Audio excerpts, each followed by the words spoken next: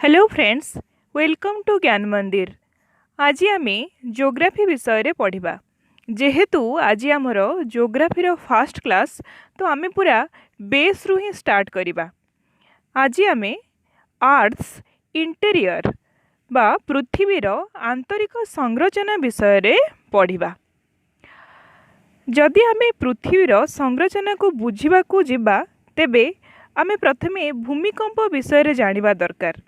Earthquake बा भूमिकंपर तरंग को आमे जदि जानिबा, जहाकु कि सेस्मी वेव्स बोली कुहा जाए, तेबे आमको आर्थर इंटीरियर विषय रे जानिबा को सुविधा हबो। ठीक अछि। पृथ्वीर आंतरिक संरचना जानिबा को भूमिकंप बा एही भूमिकंपर उत्पन्न तरंग को आमे बुझिले सेही माध्यम रे आमे पृथ्वीर संरचना को मध्य ठीक भाबरे बुझी परिबा। सेथिपाई आमे एक उदाहरण नेबा। गोटे लंबा सीधा काठी को आमे जदि एक काच ग्लास रे पानी रखी ता भितरे बुड़ेइबा, तेबे देखिबा स्थल पृष्ठ रे और जल पृष्ठ रे बुड़ीथिबा काठीटी संपूर्ण सीधा देखा जाउ नाही। एहाकू रिट्रैक्शन बा अपवर्तन बोली कुहा जाए, कारण ग्लास रो उपरी भाग वायुमंडल अटे और ग्लास रो तल भाग रे जल रहिछि। एणु काठीटी वायु थिबा परिवेशरू जल थिबा परिवेश को जाइछि। तार चतुर्पार्श्वर माध्यम रे परिवर्तन आसिबा फल रे सीधा मार्ग रे न जाई टिके अल्प बंका होइकी आमको देखा जाई थाए, जहाकू कि रिट्रैक्शन बा अपवर्तन बोली कुहा जाए। सेही परी रिसर्च करी देखा जाइछि जे पृथ्वीर अंतभाग विभिन्न स्तर रे विभक्त एवं प्रत्येक स्तरर घनत्व बा डेंसिटी भिन्न भिन्न अटे। घनत्व अर्थ कौन ना, घनत्व कहले मास पर यूनिट वॉल्यूम। पृथ्वीर एवरेज डेंसिटी एही सूत्र अनुसार केते मिलछि ना 5.5 ग्राम पर सेंटीमीटर क्यूब। तेबे जेहेतु सबु स्तरर लेयर रो घनत्व भिन्न, तेबे जानिबा प्रत्येक लेयर रो घनत्व केते। सबुठु उपरी भागर घनत्व 2.7 ग्राम पर cm cube, then 3, then 5, then 10, then 11, then 13 एवं तलकु तल 13.6 ग्राम पर cm क्यूब होइथाए। आर्थर जेते भीतर स्तररू आहुरी भीतर स्तर को जिबा, आमे डेंसिटी बा घनत्व बढ़िबार देखिबाकू पाइबा। तेणु जेबे एक तरंग गोटे लेयर रु आउ एक लेयर को जीव, तेणु एही घनत्व कारणरू तरंग डेविएशन हेबा स्वाभाविक कथा। एही आधार रे आमे भूमिकंपर तरंग को नेइथिले, कारण एहा द्वारा आमे पृथ्वीर लेयर को भल भाबरे जानि परिबा।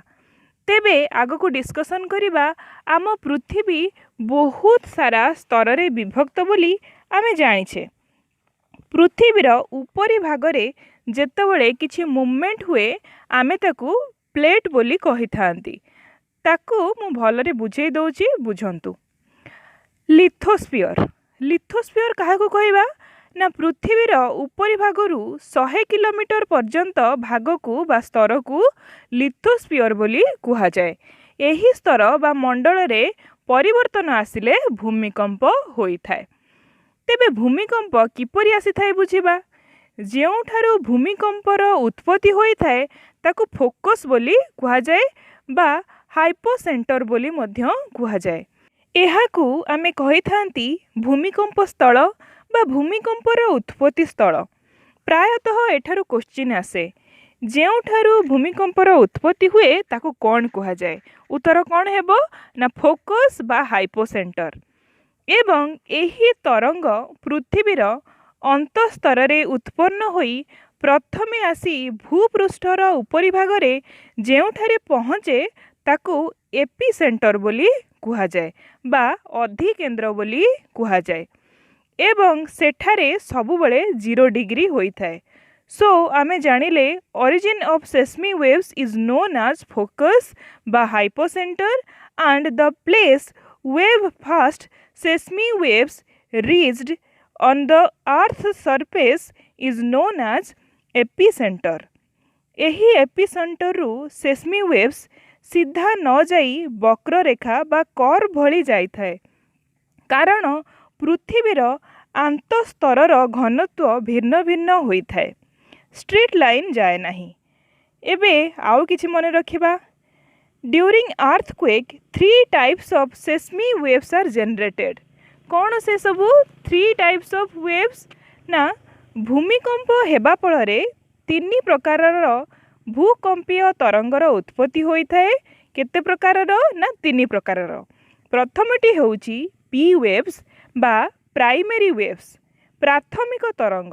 यह सबुठु फास्टेस्ट वेव 8 रु 14 किलोमीटर प्रति बेगरे यही वेव्स गति करिथाए। यह 3टी माध्यम रे गति करिपारे, जथा सॉलिड, लिक्विड एंड गैस। यही तरंग को मध्य आमे लॉन्गिट्यूडनल वेव्स बोली कहि थांती। द्वितीय प्रकार तरंगर नाम हेउची एस वेव्स बा सेकेंडरी वेव्स बा द्वितीयक तरंग बोली आमे एहाको कहि थांती। एहार स्पीड पी वेव्स तुलना रे कम होइथाए, प्रायतः 4 किलोमीटर पर सेकेंड होइथाए। यही तरंग केवल सॉलिड मीडियम रे ही जाइथाए। यह एक इम्पोर्टेंट इनफॉरमेशन अटे, प्रायतः परीक्षा रे क्वेश्चन आसे। यहाकु मध्य ट्रांसवर्स वेव्स मध्य कुहा जाए। यहाकु आउ कोन कुहा जाए ना ट्रांसवर्स वेव्स मध्य कुहा जाए। थर्ड तृतीय प्रकारर तरंगर नाम लॉन्ग वेव्स, एल वेव्स, दीर्घ तरंग। यह सबुठु स्लोएस्ट तरंग, प्रायतः 3 रु 4 किलोमीटर पर सेकेंड यार गति होइथाए। यह मध्य 3टी स्तर रे बा 3टी माध्यम रे जाई परिथाए, सॉलिड, लिक्विड एंड गैस माध्यम रे यह जाई परिथाए। एही वेव्स को मध्य सरफेस वेव्स बोली कुहा जाए। These waves also known as surface waves। यह केवल पृथ्वीर पृष्ठ भागरे ही गति करिथाए। मने रखिथिबे, तेणु एहाकु कोन कुहा जाए ना सरफेस वेव्स बोली कुहा जाए। अधिक गभीर रे एहा धीरे धीरे विलुप्त हो जाइथाए। These waves are most destructive waves। अर्थात एही वेव्स माध्यम रे सबुठु अधिक क्षति बा विनाश होइथाए। तबे क्वेश्चन आसे सेस्मी वेव्स केते प्रकारर ना 3 प्रकारर। कौन कौन? P waves, S waves and L waves. अन्य नाम गुड़िक एगुड़िकर कौन कौन? एगुड़िक अन्य क्यों नाम रे जनाशुना ना प्राइमरी वेव्स रो ना लॉन्गिट्यूडनल वेव्स, सेकेंडरी वेव्स रो ना transverse waves and long waves को सरफेस वेव बोली मध्य कुहा जाए। आउ मध्य क्वेश्चन आसे एपिक सेंटर रे प्रथमे केउ वेव पहुँची थाए। उत्तर कौन हेबो ना प्राइमरी वेव्स। एवं आहुरी मध्य क्वेश्चन आसे कौन ना केउ वेव सबुठु अधिक डिस्ट्रक्टिव। केउ वेव? एल वेव्स बा सरफेस वेव्स अन्यान्य वेव्स चाहि सबुठु अधिका डिस्ट्रक्टिव। अन्य एक इम्पोर्टेंट क्वेश्चन हेउछि केउ वेव केवल सॉलिड मीडियम रे ही गति करि पारे। आंसर कौन हबो? सेकेंडरी बा ट्रांसवर्स वेव्स। एही तरंगर आधार को नेई आम पृथ्वी को 3टी कॉन्सेंट्रिक सेल रे विभक्त करा जाइछि। 3टी सकेंद्रीय कोश रे विभक्त करा जाइछि। कौन कौन ना first one is crust, second one is mental and third one is core. या को मने रखंतु कॉन्सेंट्रिक रो अर्थ कौन ना एक निर्दिष्ट केंद्र बिंदु को नहीं बहुत गुड़िए सर्कल करने को कॉन्सेंट्रिक बोली कुहा जाई थाए। देखंतु ए डायग्राम को एठी केमती गोटे सेंटर को नहीं कि विभिन्न सर्कल हेजी। एही भली प्रकारर आम अर्थ रो बा पृथ्वीर एक कॉन्सेंट्रिक सेंटर थाए और ता चतुर्पार्श्व रे आम पृथ्वी परिव्याप्त एवं एही भली भाबरे 3 भागरे आम पृथ्वीर अंतस्तर को विभक्त करा जाइछि। एहा आर्थर सेंटर देखंतु एही भली भाबरे ऊपर लेयर क्रस्ट नाम रे नामित, मध्य भाग मेंटल और अंतस्तर को कोर बोली कुहा जाए।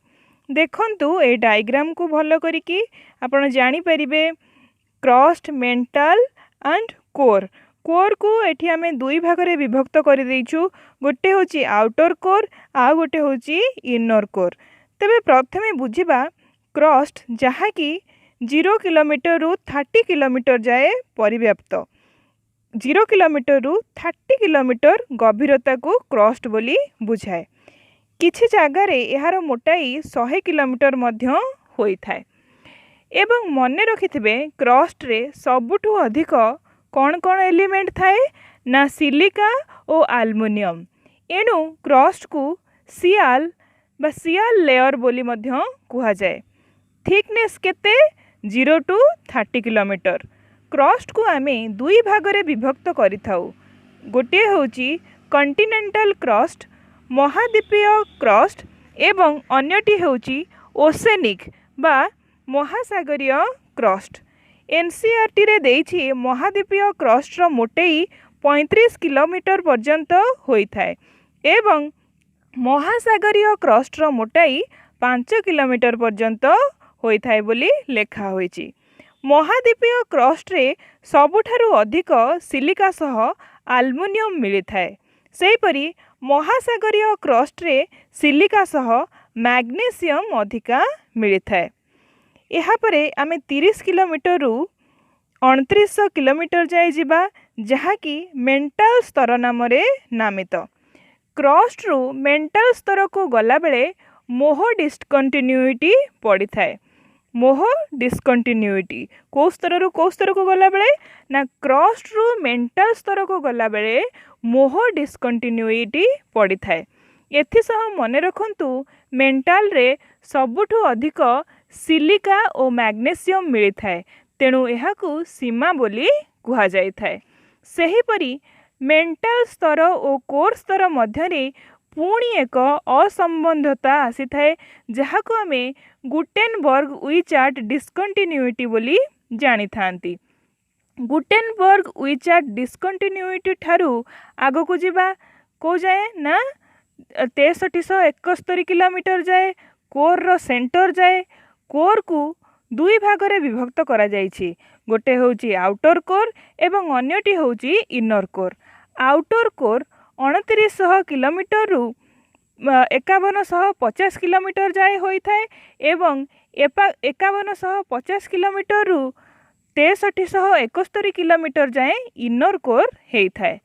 एथि सहित आउ किछि जिनस जानिबा जदि आमे मेंटल को देखिबा तेबे पृथ्वीर 83% वॉल्यूम अर्थात 83% आयतन पृथ्वीर मेंटल अटे एवं 68 mass of earth is mental. Next रे आमे कोर कथा डिस्कशन करिबा। पृथ्वीर 16% volume of earth is core अर्थात 16% वॉल्यूम अर्थ रो कोर रे जाए एवं 32% मास ऑफ अर्थ कोर रे जाए। आउ आसंतु जानिबा सेस्मोग्राफ जंत्र विषय रे जेउ थरे भूमिकंपर तीव्रता रेकर्ड करा जाय थाए। इंटेंसिटी ऑफ सेस्मिक वेव को एई सेस्मोग्राफ माध्यम रे मपा जाय थाए। आउ एक इंस्ट्रूमेंट जार ना होची रिकेट स्केल। रिकेट स्केल विषय रे जानिबा।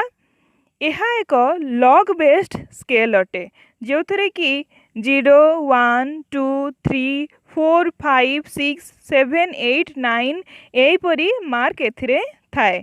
एथिरे मैग्नीट्यूड ऑफ अर्थक्वेक को मपा जाय थाए। एथिरे भूमिकंपर परिमाण को मपा जाए।